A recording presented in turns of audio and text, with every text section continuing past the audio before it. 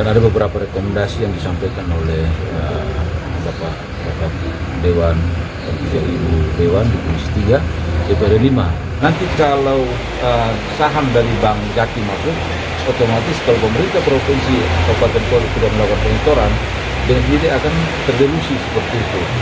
Tapi pemerintah provinsi masih tetap menjadi pemegang saham pengendali satu.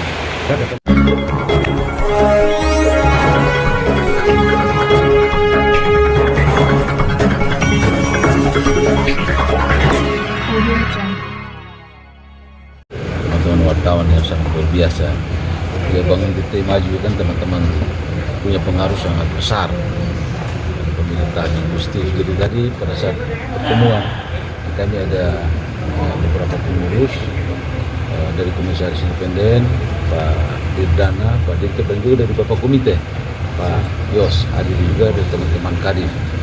Dan pertemuan tadi membahas berkaitan dengan pertama kinerja Bank NTT, terus yang kedua berkaitan dengan KUB, terus yang ketiga berkaitan dengan progres penyertaan modal, baik dari sisi Bank Jatim dan juga dari pemerintah kabupaten kota serta provinsi di Nusa Tenggara Timur. Dan ada beberapa rekomendasi yang disampaikan oleh Bapak Dewan dan Ibu Dewan di Komisi 3 DPR 5. Itu yang pertama terkait dengan apresiasi yang diberikan kepada Bank NTT terhadap kinerja yang dicapai di tahun 2024. Terus yang kedua, mereka juga merekomendasikan berkaitan dengan bagaimana bisa membangun trust atau kepercayaan dari publik seperti itu. Yang ketiga, bagaimana bisa membangun soliditas kepengurusan sehingga pengurus yang ada ini betul-betul solid dan bisa mengurus bank ini menjadi lebih baik lagi. Dan juga ada juga terkait dengan bagaimana bisa memberikan perspektif kepada para pemimpin cabang untuk bisa melakukan pendekatan kepada Bapak Bupati, Bapak Wali Kota terkait dengan rencana penyertaan modal ke depan. Karena bagaimanapun juga setelah kita ber-KUB dengan Bank Jatim, tentu ada eksekusi yang kita lakukan. Itu jangka waktunya 5 tahun. Dan tadi kami sudah menyampaikan skenario-nya bahwa kalau kita melakukan eksekusi berarti ada skenario 1, 2, dan 3. Nah, satunya itu 5 tahun, yang keduanya itu 6 tahun, dan yang ketiga 7 tahun.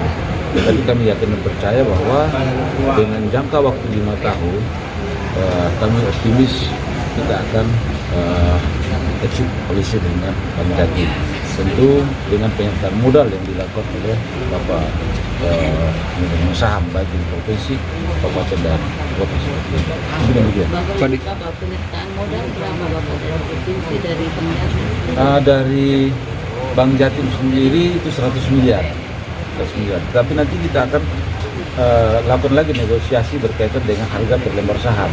Karena masih dalam proses due diligence yang dilakukan oleh KJPP dari Bank Jatim dan juga dari KJPP Bank BT. Nanti kita akan memperoleh harga per lembar sahamnya dalam kisaran berapa rupiah. Ada kemungkinan untuk ada penambahan atau tetap 100? Tetap 100, karena kita sudah tanda tangan dalam bentuk shareholder agreement di Surabaya waktu itu.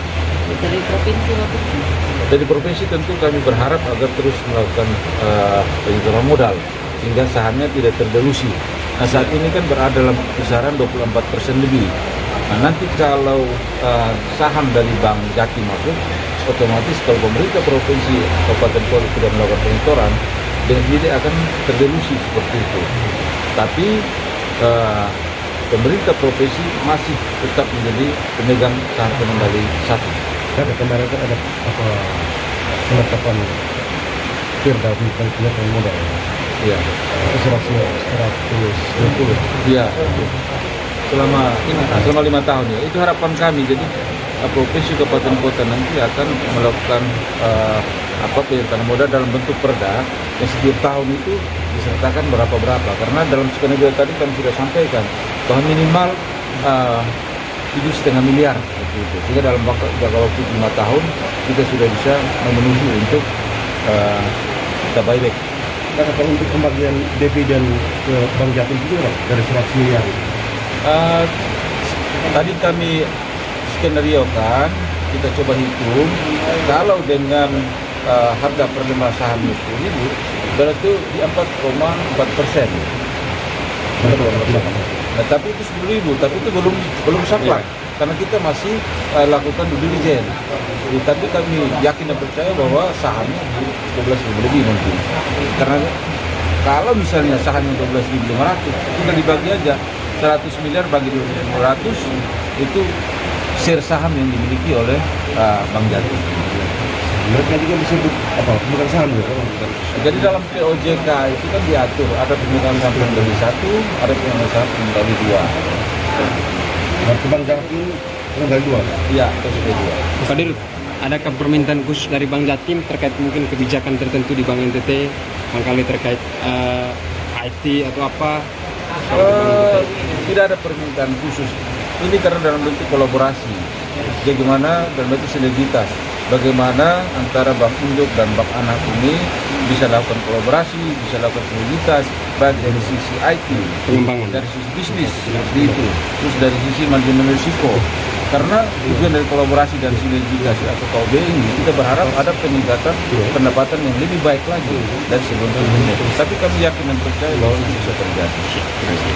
Berapa direksi yang diminta oleh Bank Jatim? Memang kemarin itu mereka minta 1 direksi dan 1 komisaris. Tapi ini kan masih dibahas kembali lagi. Karena kita bisa berkaca dari Bank Lampung. Bank Jatim bisa menunjuk pengurus yang ada di dalam bank itu menjadi perwakilan dari Bank Jatim. Kakak, apa